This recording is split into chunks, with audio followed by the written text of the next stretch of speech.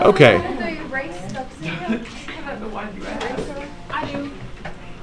I'm going to try to pull it all together for you, gang.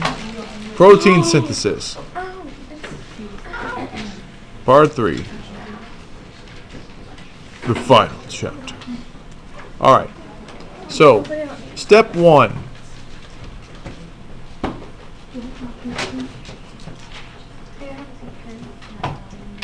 An RNA copy of a section of DNA is made. Okay.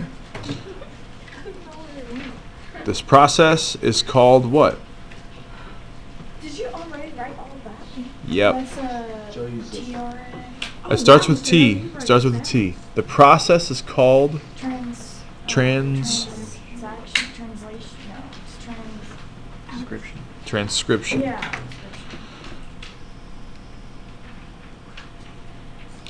And if you think about it, a transcript, you get a transcript from the high school, or your college asks for a transcript, it's a copy of your grades. It's not the actual grades. They don't take the computers here from our school here. All they need is a transcript. They just need a copy of it, an official copy. This is an official copy of a section of the DNA that's going to go out and do a job. Okay? A couple notes about this.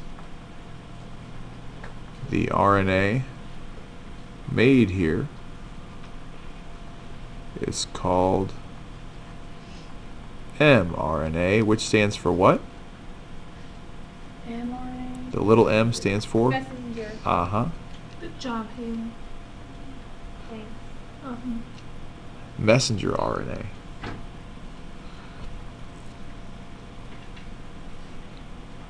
So here's a question. Why? Why is the nucleus sending out this guy to do DNA's job for it? Why can't DNA do this itself? Why can't DNA just do its own stuff? Why can't it just be like, hey, read me? A couple of reasons. One, DNA can't leave the what? Good job. Can't leave the nucleus. Okay. Second thing is, it's too much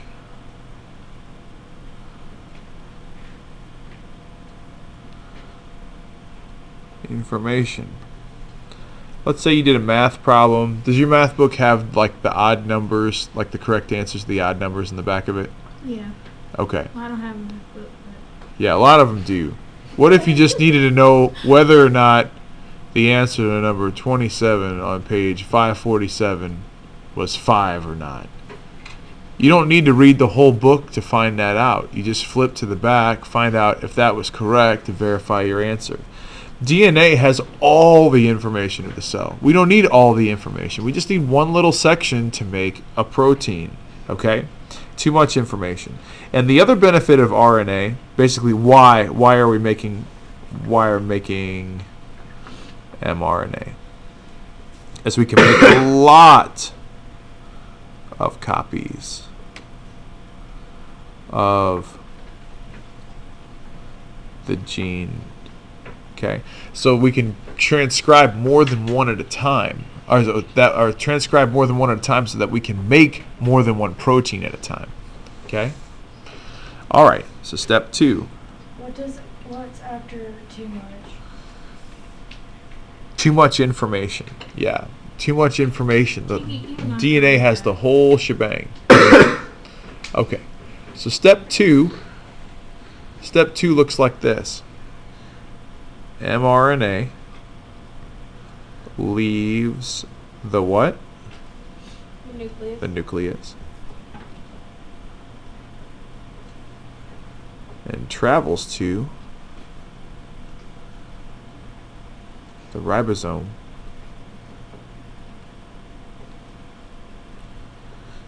In the cytoplasm. So if we look at this here, here's our cell, here's our nucleus, it's got these little holes all over the nucleus. Did you catch what the name of them was? Nuclear. You got little holes in your skin. What are they called?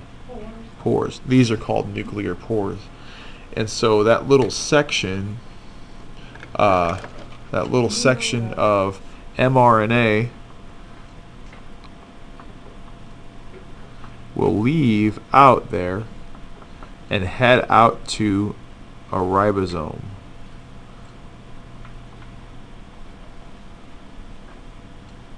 mRNA.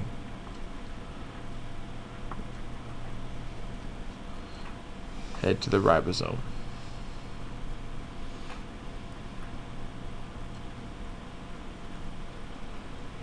The ribosome is going to read this thing. We got a little room over here on your paper? Yes, sir. Okay, there we go. Step No. 3. Yeah. Ribosome reads the mRNA in 3-letter sequences called what? Starts with a C. What was it? Codon. Codons. 3-letter sequences called codons. So, could be like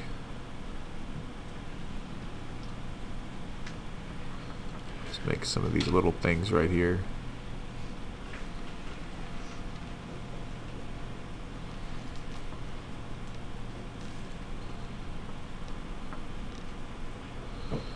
A G C C A G A C C U U A G.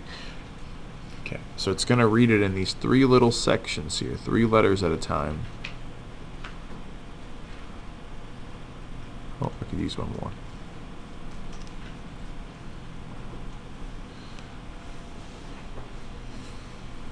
Is this the one that has you? Yeah, because it's RNA that we're reading. Okay, now it's going to read these 3 little letters at a time. And what's going to do now is going to match it up. Step 4.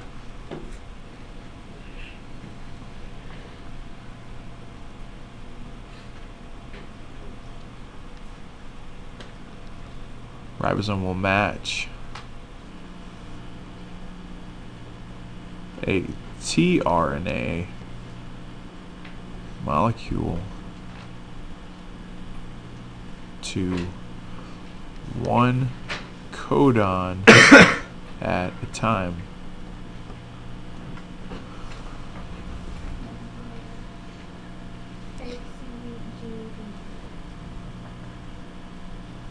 Note, tRNA has a 3-letter sequence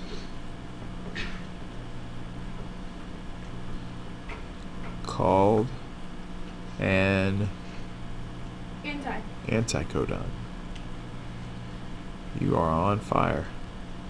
Tearing it up. Okay. So, called an anticodon. So, this little part right here, codon. Alright. So in the background here, we're going to have a big old ribosome. Like, don't make me draw on my writing. Sorry. Okay. So remember our tRNA from yesterday. It's going to line up like this. And if it's going to match, its letters have to match. Its letters have to match. This is AUG. What's this first letter going to be? U. U. Good job. You on the road today. Then what? A. A. G. And this is a G right here, sorry. Oh, that's a C. Then it's Okay, so. And it's carrying with it a specific amino acid. Okay? each tRNA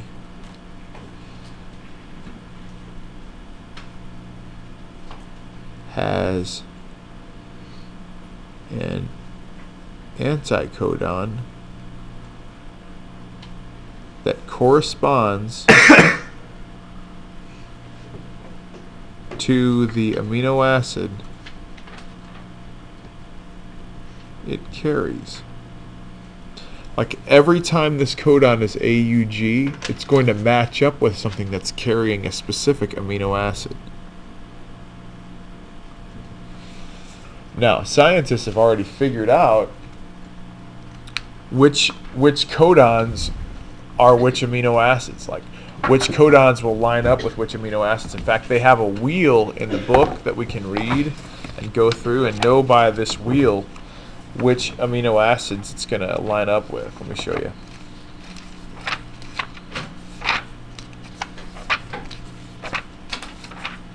Here it is. Simple enough, right? Looks immensely complicated, but here's how it works. It starts in the middle, and we work our way out. So we read the codon. I had A, U, G. So, start in the middle, A, U, G. It's carrying the amino acid known as methionine. So, this little tRNA, it would be carrying the amino acid methionine. And then after it reads it, the ribosome holds on to the amino acid but kicks out, like strips it off of the tRNA molecule and holds it back. So then it reads the next codon, which is C, C, A. You said G. What's So that? these have to be in a certain order. Uh-huh. So you need us to write the letters in a certain order. Well, if you wrote yours in a different order, you have to read it differently off the wheel here. Like I said, for our purposes, I'm just writing this in the notes, it doesn't matter. But for making proteins, it does matter. Okay? So mine was CCA. So C, C, A would be the amino acid proline. So the next one that would attach to this in this sequence, amino acid here, would be proline. Okay? Then GAC. Oh, make a note here. We read the codon, not the anticodon.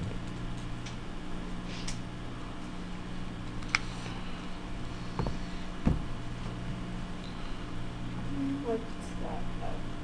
Read the codon, not the anticodon. So we're not worried about what's on the tRNA. We're worried about what the codon says. Mr. Hill. Yes. Antidote. Antidote is something that people would have to take if they drank like a poison. It basically deactivates the poison in some way. Yeah. Okay. So GAC, if I read this through, GAC is aspartic acid. Is that one. Then read the next one, CUU. CUU is the amino acid leucine. Then the last one, AGU. AGU is the amino acid serine. Okay? Yeah, and the only difference really between proteins is what? Their order. Their order of what? Where's Blake? Amino. Amino acids. Yeah, the order of amino acids. What does that say? Not the that last one. Not the anticodon. Okay. You know what that wheel looks like? That yellow wheel you were just looking at? Yeah. You What's know it what look it looks like? like? What's it look like? You know the cereal brand with like honey oats? Honey bunches of oats. Yeah? they're- Oh yeah. Oh yeah, it kind of. Yeah, I can dig that. All right. Let's finish this out. This is basically done. Okay, but I'm going to finish it out with step 5. Is that 5 long? Not really, Will no. it stay right here on my page? Yeah, yeah.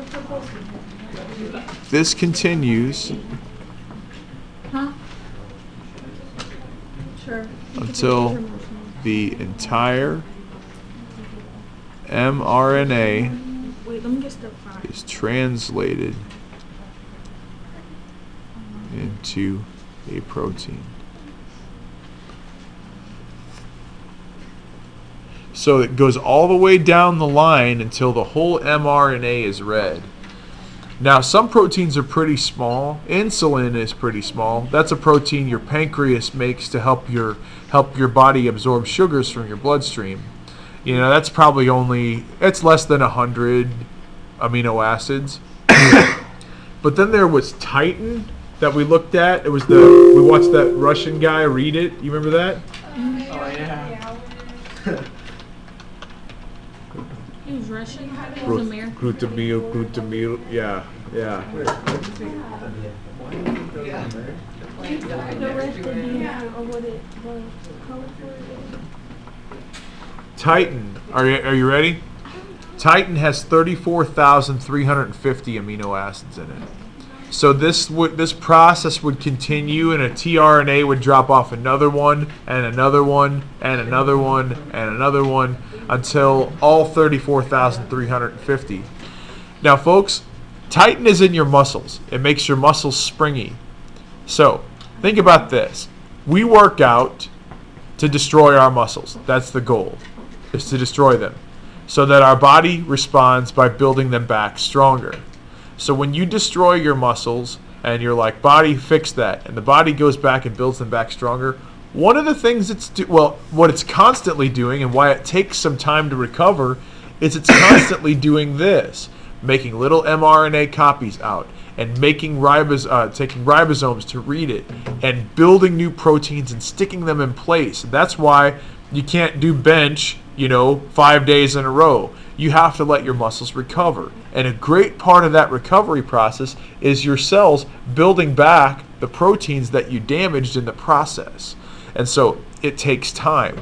And one of those things it's building back is 34,350 amino acids long. And that's just for one protein. And you're probably putting back thousands and thousands of those that get damaged, in addition to myosin and actin and other stuff like that. So basically, in a nutshell, here's the process one more time. RNA copy is made of DNA, little short section. That leaves the nucleus and goes to the ribosome. The ribosome will read this little strip 3 letters at a time, the sequence called codons. tRNA is going to come in and match up with those codons and drop off an amino acid.